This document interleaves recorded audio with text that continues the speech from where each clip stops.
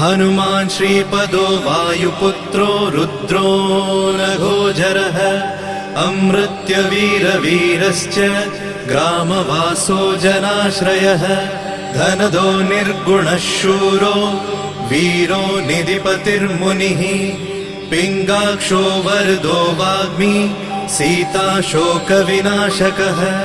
शिवः शर्वत्परो व्यक्तो व्यक्तो धराधरः पिङ्गकेशः पिङ्गरोमा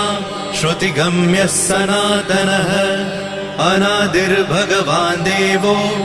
विश्वहेतुर्जनाश्रयः आरोग्यकर्ता विश्वेशो विश्वनाथो हरीश्वरः भर्गो रामो रामभक्तः कल्याणप्रकृतिस्थिरः विश्वम्भरो विश्वमूर्तिर्विश्वाकारश्च विश्वपः